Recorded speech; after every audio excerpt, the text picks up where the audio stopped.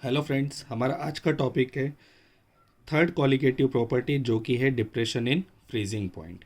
इसे समझने से पहले हमें फ्रीजिंग पॉइंट को समझना पड़ेगा कि फ्रीजिंग पॉइंट किसी सब्सटेंस का क्या होता है। तो किसी भी सब्सटेंस का फ्रीजिंग पॉइंट वो टेम्परेचर होता है जहाँ पे उस सब्सटेंस का लिक्विड फेज और उसका सॉलिड फेज, इनका वेपर प्रेशर सेम हो। उस टेम्परेचर को हम बोलते हैं उसका फ्रीजिंग पॉइंट। ठीक है, इसे ग्राफिकली समझने के लिए देखिए, इस एक्सिस पे वेपर प्रेशर प्लॉट करा, एक्स एक्सिस पे हमने टेम्परेचर प्लॉट करा। यहाँ पर देखिए, ये प्योर सॉल्वेंट वाला केस लिया हमने। यहाँ पे इसका लिक्विड प्रेशर, लिक्विड फेस का ये वेपर प्रेशर है और सॉलिड फेस का भी यही वेपर प्रेशर है, ये सेम हो गया।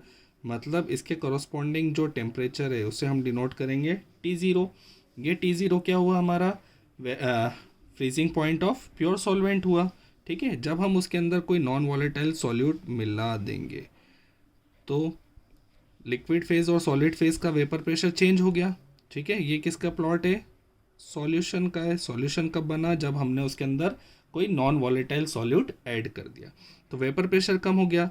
इसके करस्पॉन्डिंग जो टेम्परेचर आया हम उसको नाम दे देते हैं T0, और इन दोनों के जो डिफरेंस होगा उसको हम बोल देते हैं डेल टी एफ।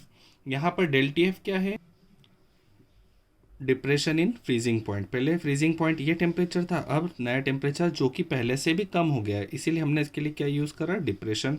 T0 क्या है, freezing point of pure solvent, और T1 क्या है, freezing point of solution. Clear है। मतलब डेल टी एफ क्या कैसे कैलकुलेट कर सकते हैं आप, del T F is equals to T0 minus T1। Clear है। एक बात और, मैथमेटिकल डेरिवेशन करने के लिए डेल टी एफ किसके प्रोपोर्शनल होगा, जितना ज़्यादा सॉल्यूट आप ऐड करेंगे उतना ज़्यादा उसका फ्रीजिंग पॉइंट में डिप्रेशन आएगा। मतलब डेल टी एफ किसके प्रोपोर्शनल हो गया, एक्स बी के प्रोपोर्शनल हो गया। Again del T F is equals to, proportionality हटाएंगे तो एक कांस्टेंट यूज़ करेंगे जिसको हमने बोला के, और क्या, एक्स बी। यहाँ पर एक्स बी क्या है, एक्स बी है मोल फ्रैक्शन ऑफ सॉल्यूट। ठीक है, मोल फ्रैक्शन ऑफ सॉल्यूट को हम क्या लिख सकते हैं, x b is equals to moles of solute upon moles of solvent plus moles of solute.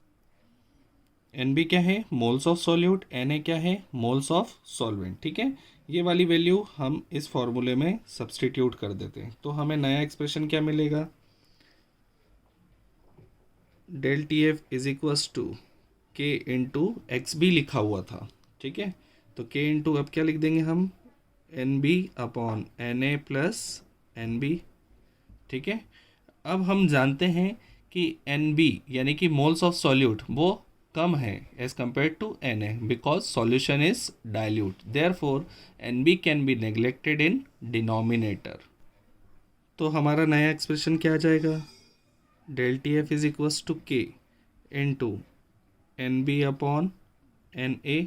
N B क्या है, moles of solute, N A क्या है, मोल्स ऑफ सॉल्वेंट। इसको मास के टर्म्स में अगर हम लिखें तो क्या वो क्या आ जाए, del T F is equals to के into W B upon M B into M A upon W A, जहाँ पर डब्ल्यू बी क्या रहेगा, डब्ल्यू बी क्या है, mass of solute, m b क्या है, मॉलिक्यूलर मास ऑफ सॉल्यूट, डब्ल्यू ए है मास ऑफ सॉल्वेंट, और एम ए है मॉलिक्यूलर मास ऑफ सॉल्वेंट। ठीक है, अब del T F is equals to के इंटू, इन सारी टर्म्स को एक साथ देखें अगर आप तो इनको क्या लिख सकते हैं हम, n B upon W a into M A.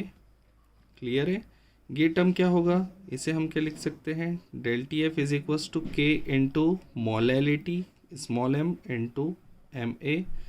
K constant, capital M A constant, क्योंकि मॉलिक्यूलर मास ऑफ सॉल्वेंट कभी चेंज नहीं होता। इन दोनों को मिला करके हम नया कांस्टेंट बना देते हैं जिसे हम कहते हैं के एफ इंटू स्मॉल एम। ये हमारा फाइनल एक्सप्रेशन है। यहाँ पर हम के एफ को क्या क्या लिख सकते हैं, फ्रीजिंग पॉइंट डिप्रेशन कांस्टेंट या फिर मोलर डिप्रेशन कांस्टेंट, और आखिरी नाम इसका होता है क्रायोस्कोपिक कांस्टेंट। ये हमारा फाइनल एक्सप्रेशन है।